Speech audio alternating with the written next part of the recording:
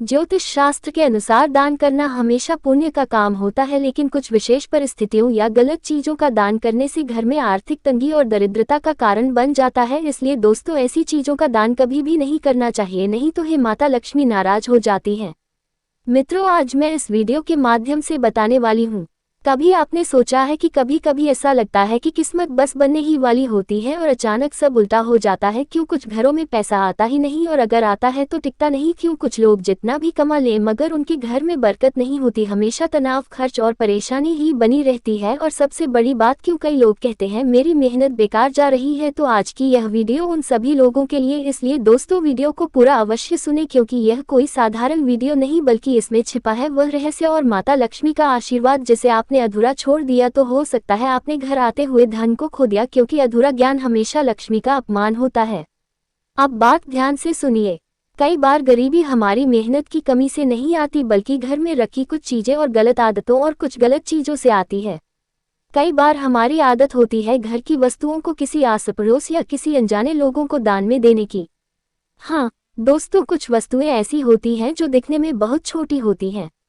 लोग अक्सर कह देते हैं, अरे ये दे दो, क्या फर्क पड़ता है, ये पुरानी है, फेंक दो, ये किसी को दे देंगे तो अच्छा होगा। लेकिन यही सबसे बड़ी गलती होती है। अगर आप सभी लोग भी ये करते हैं तो यह वीडियो पूरी अवश्य देखें, क्योंकि हो सकता है आप अनजाने में ये गलती अब तक करते आए हो। क्योंकि शास्त्र कहते हैं हर वस्तु वस्तु नहीं होती, कुछ वस्तुएं ऊर्जा होती हैं और घर में ऊर्जा चलती रहती है, चाहे हम समझें या ना समझें। कुछ चीजें घर से बाहर देने का मतलब है अपने घर की बरकत, सुरक्षा और स्थिरता बाहर भेज देना। और जब बरकत चली जाए तो धीरे धीरे घर में शुरू होता है अनहोनी, खर्चों का बोझ, रिश्तों में तनाव, नींद में बेचैनी और अंत में आर्थिक संघर्ष। यह बातें सुनकर शायद आपको लगे ऐसा कैसे हो सकता है, लेकिन अगर आप अपनी जिंदगी पीछे मुड़कर देखें तो पाएंगे कि कुछ चीजें घर में बदली और उसके बाद परिस्थितियां भी बदल गई। इसीलिए आज की यह वीडियो बहुत ही खास होने वाली है, क्योंकि आज आप जानेंगे ऐसी चीजें जिन्हें भूलकर भी किसी को नहीं देना चाहिए। तो दोस्तों चलिए वीडियो को शुरू करते हैं। मित्रों, ये कहानी है एक साधारण स्त्री की। एक ऐसी महिला जो थक चुकी थी, संघर्ष करते करते, इंतजार करते करते, सवाल करते करते, क्यों मेरी मेहनत का फल मुझे नहीं मिलता। एक दिन की बात है, वो थोड़ी सी उम्मीद और बहुत सारी बेबसी लेकर वह शिवजी के मंदिर के आंगन में जाकर बैठ जाती है। उसके आंखों से आंसू रुक नहीं रहे थे, जैसे भीतर वर्षों से दबा दर्द आज बाहर आने का रास्ता ढूंढ रहा हो। वहां शांति थी, घंटियों की धीमी गूंज, अगरबत्ती की महक और मंदिर की दीवारों पर उकेरी हुई मौन आस्था। लेकिन उस महिला के भीतर तूफान चल रहा था। वह बोलने की स्थिति में नहीं थी, बस रो रही थी, आंखों से नहीं दिल से।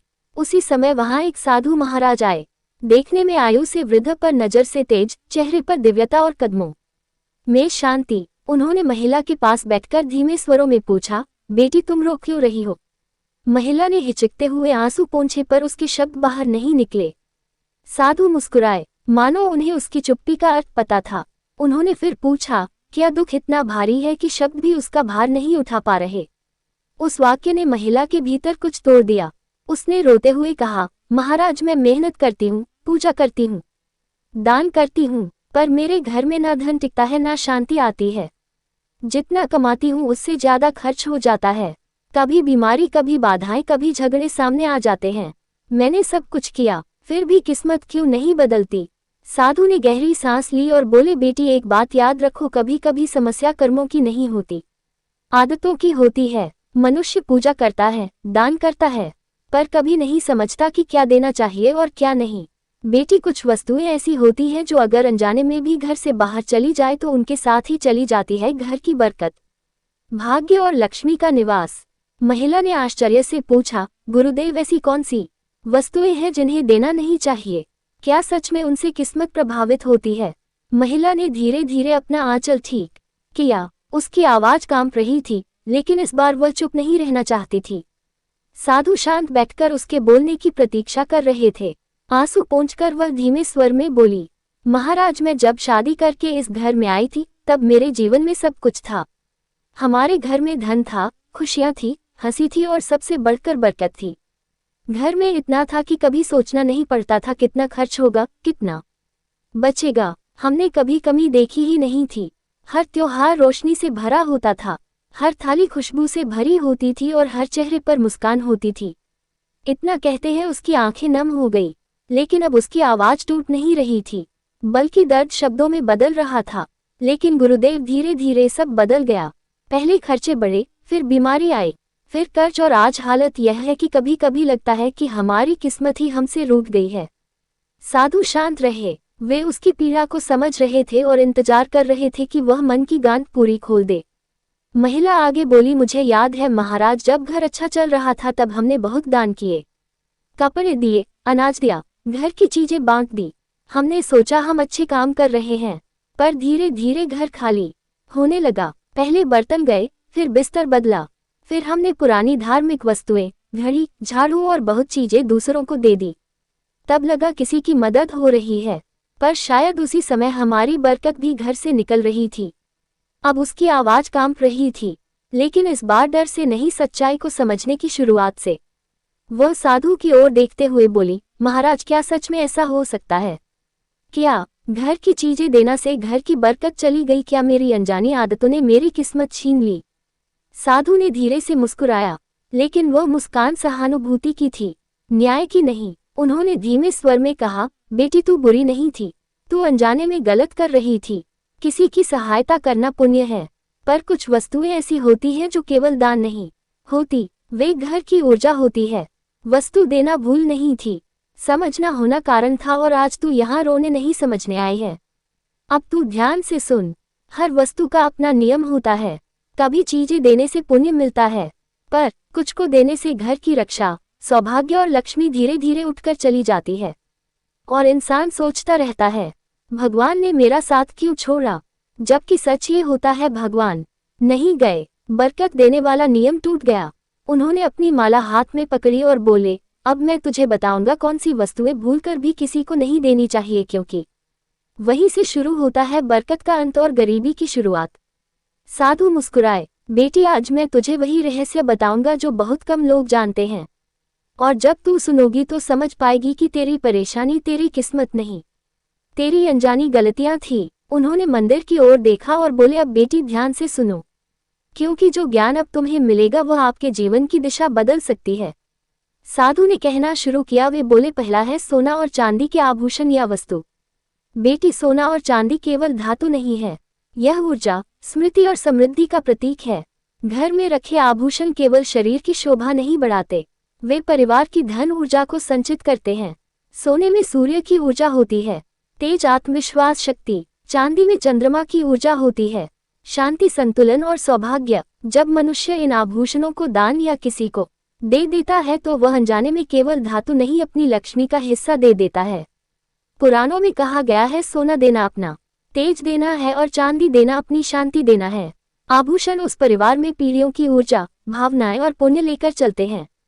इन्हें बाहर देने से वह ऊर्जा किसी दूसरे घर में चली जाती है और धीरे धीरे उस व्यक्ति के घर में पैसा आते हुए भी टिकना बंद हो जाता है। यही कारण है कि बुजुर्ग कहते थे कि आभूषण बांटो नहीं, बचा कर रखो, क्योंकि लक्ष्मी दान में नहीं जाती। इसलिए बेटी, सोना और चांदी दान नहीं किए जाते बल्कि सुरक्षित रखे जाते हैं, क्योंकि यह घर की स्थिर लक्ष्मी है। महिला की आंखों में चिंता और उलझन साफ दिख रही थी। उसने धीमे स्वर में कहा, गुरुदेव, मैंने तो कई बार पूजा करवाई है, दक्षिणा भी दी है और कई बार ब्राह्मणों को सोने और चांदी की वस्तुएं भी दान में दी हैं। तो क्या इससे भी कोई नुकसान होता है? गुरु मुस्कुराए, लेकिन वह मुस्कान स्नेह और गहरी समझ से भरी थी। गुरु, बेटी ध्यान से सुन, दुनिया में कोई कर्म अच्छा या बुरा नहीं होता, वह सही हो सकता है या गलत जगह और गलत समय पर हो सकता है। महिला चुप रही, लेकिन उसके चेहरे पर प्रश्न लिखे थे।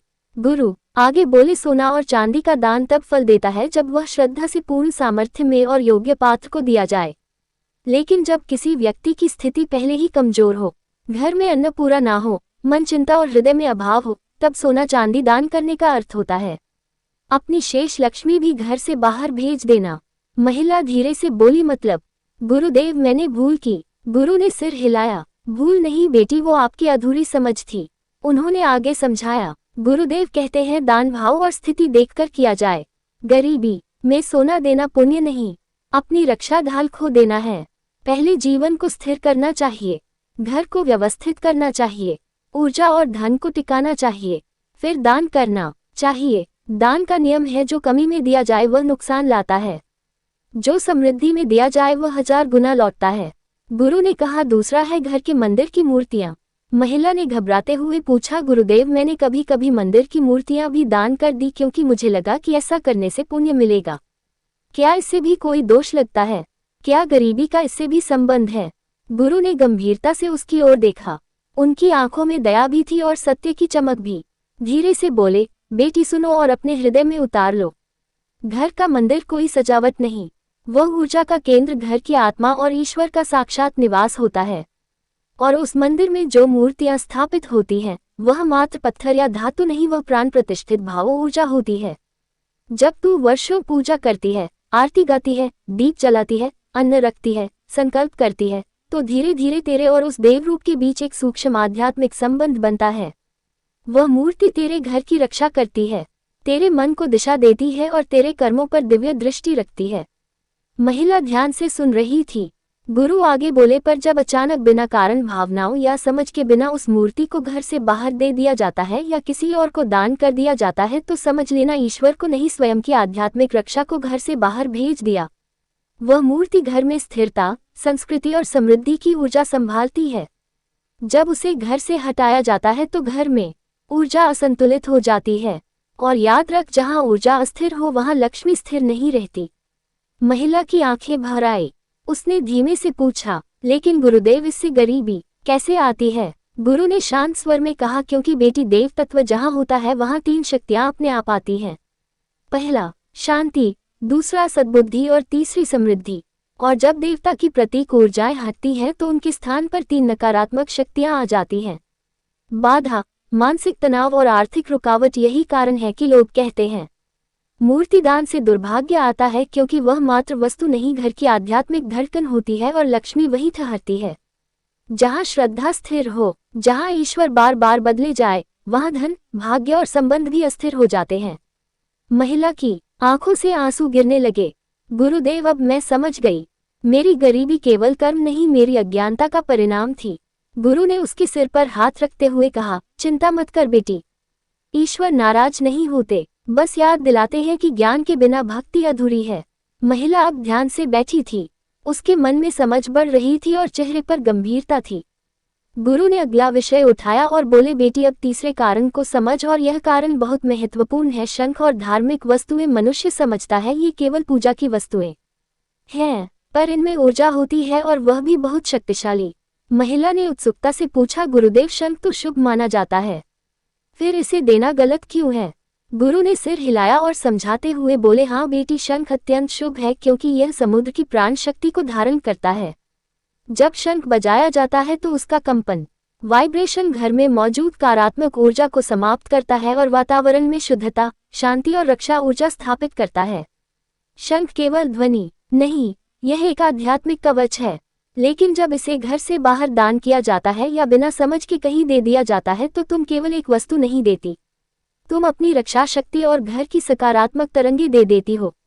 महिला की आंखें और बड़ी हो गई। गुरुदेव, तो क्या इससे गरीबी आती है? गुरु ने शांत स्वर में उत्तर दिया, हाँ बेटी, क्योंकि जहाँ रक्षा नहीं होती वहाँ नकारात्मक ऊर्जा प्रवेश करती है, और नकारात्मक ऊर्जा सबसे पहले धन और स्वास्थ्य पर प्रहार करती है। शंख घर में हलचल पैदा करता है, जो रुकी हुई ऊर्जा और दरिद्रता को हटाता है। लेकिन जब शंख घर से हटा दिया जाता है, तब गरीबी और बाधाएं घर में प्रवेश करने में देर नहीं लगाती। महिला धीरे से बोली, गुरुदेव, मैंने तो मंदिर की पुरानी वस्तुएं भी कई बार दे दी थी, क्या वह भी गलत है? गुरु ने उसकी आंखों में देखते हुए कहा, हर धार्मिक वस्तु सिर्फ वस्तु नहीं होती, वह आस्था और ऊर्जा का पात्र होती है।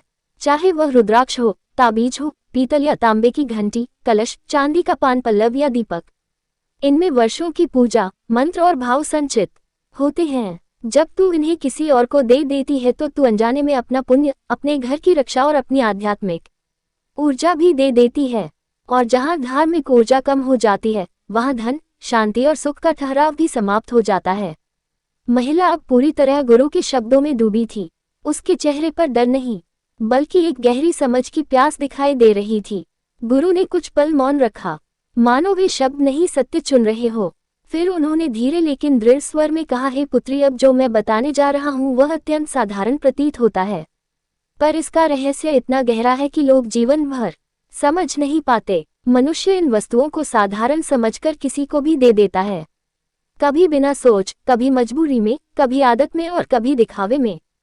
पर सत्य यह है, इन वस्तुओं को देना घर की बरकत को दे देना है। यह केवल वस्तु का आदान प्रदान नहीं, यह ऊर्जा का हस्तांतरण है। महिला ध्यान से सुन रही थी। गुरु ने पहला विषय उठाया, झाड़ू। झाड़ू केवल सफाई का साधन नहीं है, ये घर की लक्ष्मी, ऊर्जा और धन प्रवाह का प्रतीक है। जब तुम झाड़ू से घर साफ करती हो तो तुम केवल धूल नहीं हटाती, तुम घर की रुकी हुई नकारात्मक ऊर्जा और अशुभ तरंगों को हटाती हो। पुराणों में कहा गया है, जहाँ झाड़ू का आदर होता है वहाँ माता लक्ष्मी स्वयं निवास करती है। पर जब मनुष्य झाड़ू किसी को दे देता है, वह अनजाने में अपने घर की बरकत, भाग्य और धन प्रवाह दूसरे को सौंप देता है। इसलिए हमारे पूर्वज कहते थे, झाड़ू कभी उधार न देना, अन्यथा लक्ष्मी भी उधार चली जाती है। महिला की आंखों में आश्चर्य था। गुरुदेव, मैंने तो कई बार पड़ोसियों को झाड़ू सौ उधार दी है। गुरु ने सिर हिलाया, इसलिए तेरे घर में धन टिकता नहीं था। पुत्री, गेहूं, चावल, आटा यह ऐसी वस्तुएं हैं।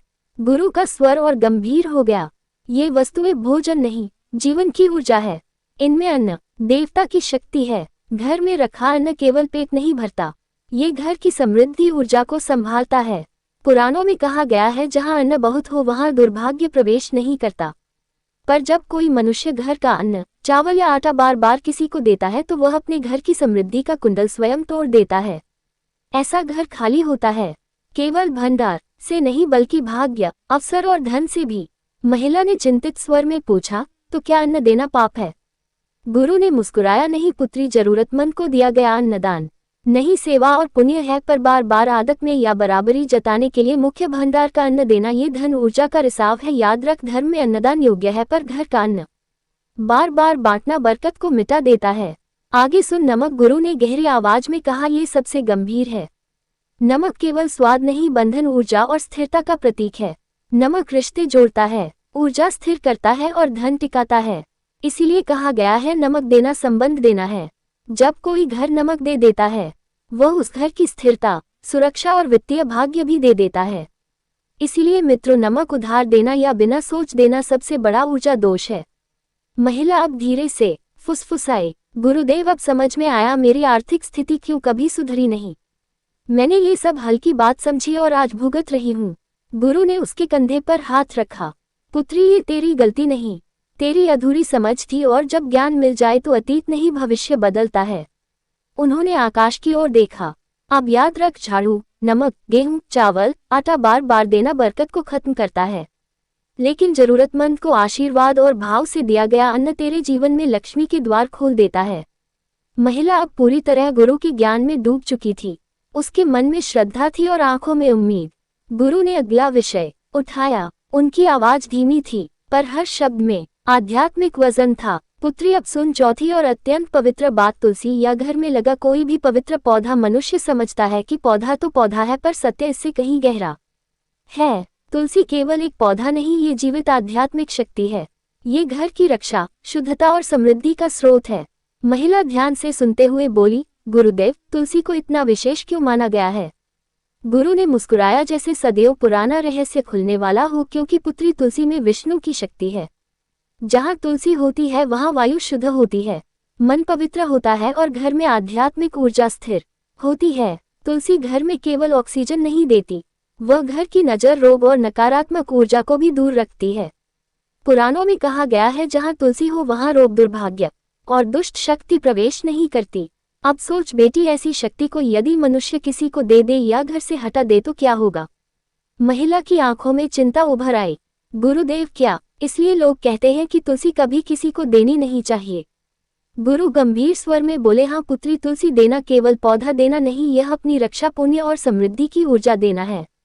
जब कोई मनुष्य अपने घर के तुलसी पौधा किसी दूसरे को देता है, वह अनजाने में अपने घर की स्थिरता, स्वास्थ्य और रक्षा दूसरे के भाग्य में प्रवेश करा देता है। तुलसी घर में होता है तो वह धन को आने ही नहीं, स्थिर रहने की अनुमति देता है। लेकिन जब तुलसी दूसरे को दी जाती है या बिना सम्मान, उपेक्षा में सूख जाती है, तब घर की ऊर्जा कमजोर हो जाती है। ऐसे घर में मन में बेचैनी, रिश्तों में कलह, स्वास्थ्य में कमी और धन में रुकावट आने लगती है। महिला अब गहरी भावनाओं में डूबी थी। उसने धीमे स्वर में कहा, गुरुदेव, मैंने भी कभी तुलसी को हल्के में लिया था, कभी ध्यान नहीं दिया, कभी उसे सूखने दिया। क्या ये भी मेरे कष्टों का कारण है? गुरु ने उसके सिर पर हाथ रखा। पुत्री, ईश्वर दंड नहीं देते, वह संकेत देते हैं। तुलसी को सम्मान, जल, दीप और स्पर्श चाहिए। जहाँ तुलसी फलती है वहाँ घर में शांति, स्वास्थ्य, खुशहाली और लक्ष्मी रहती है। और याद रख, तुलसी दी नहीं जाती, तुलसी प्रसाद की तरह स्वयं जन्म लेती है। जहाँ प्रेम, श्रद्धा और पवित्रता होती है। गुरु कुछ क्षण शांत बैठे रहे, मानो अगला सत्य बोलने से पहले वे वातावरण को तैयार कर रहे हो। महिला अब पूर्ण श्रद्धा और गंभीरता से बैठी थी। हर शब्द उसके भीतर उतर रहा था।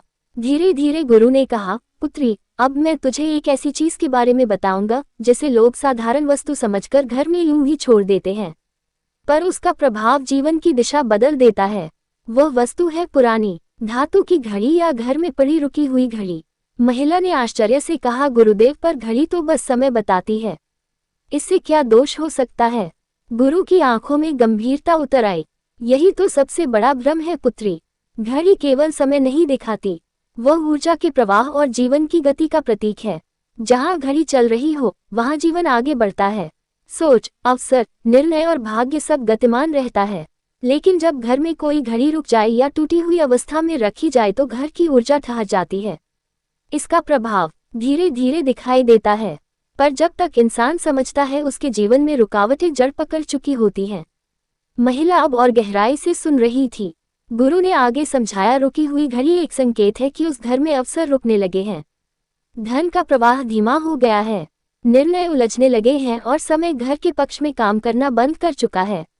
और याद रख, जिस घर में समय ही अटक जाए वहां प्रगति, उन्नति और समृद्धि कैसे आएगी? महिला की आंखों में चिंता उभर आई। गुरुदेव, इसका गरीबी से क्या संबंध है? गुरु ने उत्तर दिया, रुकी हुई घड़ी बंधी हुई ऊर्जा का प्रतीक है। जब ऊर्जा रुकेगी तब धन भी उसी के साथ रुक जाएगा। धन की तरह समय भी बहना चाहता है और जहां समय रुकता है वहां दरिद्रता प्रवेश करती है। पुराने शास्त्र कहते हैं, रुका हुआ समय रुके हुए भाग्य का संकेत है, और धन तभी आता है जब जीवन में गति, अवसर और दिशा उपस्थित हो। इसीलिए कभी भी किसी भी घर में रुकी हुई घड़ी, टूटी हुई घड़ी या पुरानी निष्क्रिय घड़ी नहीं रखनी चाहिए। अगर घड़ी ठीक हो सकती है तो उसे सुधारो, अगर नहीं तो आदर पूर्वक उसे घर से बाहर कर दो, क्योंकि घड़ी सिर्फ धातु नहीं, ये समय का प्रतीक है और समय स्वयं ईश्वर का स्वरूप है। महिला ने गहरी सांस ली और धीरे से बोली, गुरुदेव, अब समझ आया। मैंने सोचा था घड़ी खराब है, मुझे क्या फर्क पड़ता है, पर असल में मेरा समय ही खराब हो रहा था। गुरु मुस्कुराए, हर वस्तु का अर्थ होता है पुत्री। ऊर्जा बोलती नहीं पर प्रभाव जरूर छोड़ती है, और जीवन में सुधार वहीं से शुरू होता है जहां मनुष्य अज्ञान से ज्ञान में प्रवेश करता है। गुरु कुछ देर तक शांत बैठे रहे। उनकी आंखें बंद थीं, जैसे वे भीतर किसी प्राचीन सत्य को देख रहे हो। महिला अपार श्रद्धा से प्रतीक्षा कर रही थी। कुछ क्षणों बाद गुरु ने आंखें खोली और बोले, पुत्री, अब मैं तुझे एक बहुत सूक्ष्म लेकिन अत्यंत शक्तिशाली नियम बताता हूँ। धूप, कपूर, घी या पूजा का दीपदान, ये वस्तुएं साधारण नहीं है, यह ऊर्जा के वाहक हैं। इनके द्वारा ही घर में देवत्व प्रवेश करता है और नकारात्मक ऊर्जा बाहर जाती है। महिला ने विनम्र स्वर में पूछा, गुरुदेव, लेकिन इन्हें देना गलत क्यों है? लोग तो कई बार पूजा की वस्तुएं प्रसाद समझकर दे देते हैं। गुरु ने धीरे से सिर हिलाया। यही भ्रम है पुत्री, प्रसाद और पूजनीय वस्तु में अंतर है।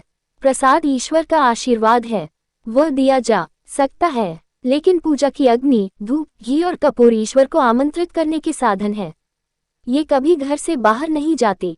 महिला ध्यान से सुन रही थी। गुरु धीरे धीरे गहरे शब्दों में समझाने लगे, धूप, कपूर और दिया, ये घर के वातावरण को शुद्ध करते हैं। जब तुम कपूर जलाती हो तो ये केवल सुगंध नहीं फैलाता, ये घर में मौजूद छिपी हुई नकारात्मक तरंगों को भस्म कर देता है। जब दिया जलता है तो उसका प्रकाश अंधकार को नहीं, अशुभ ऊर्जा को मिटाता है। और घी का दीपक, ये केवल प्रकाश नहीं, यह आत्मा की ज्योति है। जहाँ घी का दीपक जलता है वहाँ बीमारियां कम होती हैं, मन की चंचलता शांत होती है और देवताओं का संरक्षण प्राप्त होता है। महिला के चेहरे पर आश्चर्य और श्रद्धा मिश्रित भाव थे। गुरुदेव, तो इन वस्तुओं को देना क्यों गलत है? गुरु ने गंभीर स्वर में उत्तर दिया, क्योंकि पुत्री, इन वस्तुओं को घर से बाहर देना अर्थात अपनी रक्षा, पवित्रता और देव ऊर्जा को बाहर भेजना। धूप और कपूर नजर बाधा और वास्तु दोष समाप्त करते हैं। अगर इन्हें घर से बाहर दे दिया जाए तो ऐसा है जैसे तुमने अपने घर की सुरक्षा कवच को हटा दिया, और जहां ऊर्जा का कवच ना हो वहां वाद विवाद बढ़ते हैं। धन आने से पहले चला जाता है, मानसिक तनाव बढ़ता है और घर में गरीबी एवं बाधाएं प्रवेश करती हैं। महिला की आवाज कांपी, गुरुदेव मैंने तो कई बार इन्हें पड़ोसियों को दिया है, ये तो मुझे कभी पाप नहीं लगा। गुरु ने करुणा से उसकी ओर देखा। पुत्री, कर्मों में भाव आवश्यक है पर ज्ञान उससे भी आवश्यक है। याद रख, प्रसाद दो, दूध दो पर दीप, धूप और पूजा की अग्नि का सामान कभी किसी को मत दो, क्योंकि यह वस्तुएं ईश्वर को बुलाती हैं और इन्हें देना ईश्वर को घर से विदा करना है। महिला के हाथ कांप रहे थे पर अब उसके भीतर समझ का प्रकाश उभर रहा था। महिला की आंखों में अब समझ और श्रद्धा का मिश्रण था। वह महसूस कर रही थी कि उसकी गरीबी बाहरी नहीं, ऊर्जा और आदतों का परिणाम थी। गुरु ने अगला विषय उठाया। पुत्री, अब मैं तुझे एक और सूक्ष्म परंतु अत्यंत महत्वपूर्ण बात बताता हूँ। घर का पुराना बिस्तर और पुराना तकिया, लोग इसे सबसे साधारण वस्तु समझते हैं पर इसका प्रभाव अत्यंत गहरा है। महिला जिज्ञासा से बोली, गुरुदेव बिस्तर और तकिया भी गरीबी दे सकते हैं? गुरु ने शांति के साथ समझाया, हाँ पुत्री, क्योंकि बिस्तर और तकिया सिर्फ वस्तु नहीं, यह मानव मन, भावनाओं और ऊर्जा के धारक हैं। मनुष्य जिस पर सोता है उसमें उसकी थकान, चिंता, विचार, दुख, भय और सपनों की ऊर्जा धीरे धीरे समा जाती है। बिस्तर वही स्थान है जहां मनुष्य सबसे असहाय, सबसे वास्तविक और सबसे निष्कपट होता है। इसीलिए कहा गया है, जिस पर तुम सोते हो वह तुम्हारी किस्मत और मन पर प्रभाव डालता है। अब सोच, यदि कोई पुराना बिस्तर वर्षों से उपयोग में है, जिसमें कि पुराने झगड़ों की ऊर्जा, बीमारियों की याद, टूटे सपने, चिंता और थकान जमा हो चुकी है, तो वह बिस्तर सिर्फ शरीर नहीं थकाता, वह जीवन की ऊर्जा को थका देता है। महिला की सांसें धीमी हो गई, मानो किसी गहरे सत्य को पहली बार समझ रही हो। गुरु आगे बोले, और तकिया वह तो और भी महत्वपूर्ण है। मनुष्य दिन में जो सोच नहीं पाता वह रात में उसी तकिए पर रोता, सोचता और छुपाता है। इसमें मन की ऊर्जा सबसे अधिक जमती है। पुराना तकिया पुराने दुख, पुराने डर और पुरानी घटनाओं की ऊर्जा को पकड़े रहता है। ऐसा तकिया व्यक्ति को बेचैन नींद, परेशान मन और बिना कारण थकान देता है। और जब मन थका हो तो अवसर दिखाई नहीं देते, आत्मविश्वास नहीं टिकता और धन आने से पहले ही चला जाता है। महिला ने धीमे स्वर में पूछा, गुरुदेव क्या इसलिए मैं हमेशा थका हुआ महसूस करती हूँ? चाहे सोऊं फिर भी मन शांत नहीं होता। गुरु ने सिर हिलाया। हाँ पुत्री, बिस्तर और तकिया हमारी रातों का इतिहास रखते हैं, और जब मनुष्य जीवन बदलना चाहता है तो सबसे पहले उसे अपनी सोने की ऊर्जा बदलनी चाहिए, क्योंकि अच्छी नींद मन को शक्तिशाली बनाती है और शक्तिशाली मन धन को आकर्षित करता है। महिला की आंखों में अब निर्णय था, गुरुदेव तो मुझे क्या करना चाहिए? गुरु ने नम्रता से कहा, जब तक संभव हो पुराना बिस्तर और पुराना तकिया घर से विदा कर दो और नया लाते समय मन में ये संकल्प करना, यह मेरे जीवन में नई ऊर्जा, नया भाग्य और नई समृद्धि लाए। तू देखेगी कुछ ही दिनों में तेरी सोच बदलेगी, तेरा मन शांत होगा और धन का प्रवाह अपने आप बढ़ेगा। महिला ने हाथ जोड़कर विनम्र भाव में कहा, गुरुदेव अब मुझे समझ आ रहा है, घर में वस्तुएं नहीं बदलनी, ऊर्जा और आदतें बदलनी है। गुरु मुस्कुराए, और जब ये समझ जीवन में उतर जाती है तब धन केवल आता नहीं, वह घर में ठहरने लगता है। महिला ने अपनी आंखों से आंसू पोंछे, लेकिन इस बार वह आंसू दुख के नहीं, समझ और राहत के थे। उसने साधु महाराज के चरणों में झुककर कहा, गुरुदेव आज मैंने सिर्फ बातें नहीं सुनी, आज मैंने वह ज्ञान पाया जिसकी मुझे वर्षों से तलाश थी। आज पहली बार समझ आया कि गरीबी सिर्फ किस्मत नहीं, कभी कभी हमारी आदतों और अनजाने कर्मों का परिणाम होती है। आपने मेरे मन की गांठ खोल दी और आज पहली बार मुझे लगता है कि मेरी किस्मत बदली जा सकती है। साधु ने आशीर्वाद देते हुए कहा, बेटी ज्ञान तभी पूरा 100% हो सकता है, होता है जब उसे जीवन में उतारा जाए। आज से तुम्हारे घर, तुम्हारी ऊर्जा और तुम्हारी दिशा बदलेगी। और दोस्तों, शायद इस कहानी में वह महिला अकेली नहीं है। हम में से बहुत लोग वही गलतियां कर रहे हैं जो उसने अनजाने में की थी। इसलिए सभी दोस्तों से निवेदन है कि अगर आप सभी के घर में इन सभी चीजों का दान किया जाता है तो हो जाए सावधान, नहीं तो माता लक्ष्मी भी हो जाएंगे नाराज, क्योंकि अगर आप सभी इन चीजों का दान देते हैं तो आपके घर से आपकी बरकत चली जाती है। अगर दोस्तों आप सभी को हमारी आज की वीडियो आपके दिल तक पहुंच गई हो तो आप भी यह करना छोड़ दें, नहीं तो आपकी किस्मत का दरवाजा हमेशा के लिए बंद हो जाएगा। अगर आप सभी को हमारी वीडियो समझ में आ गई होगी तो आपकी किस्मत का दरवाजा खुल जाएगा। तो मित्रों, आज की संपूर्ण जानकारी यही तक रही। अगर आप सभी को हमारी वीडियो अच्छी लगी हो तो लाइक, शेयर और कमेंट बॉक्स में माता लक्ष्मी की जय जरूर लिखें।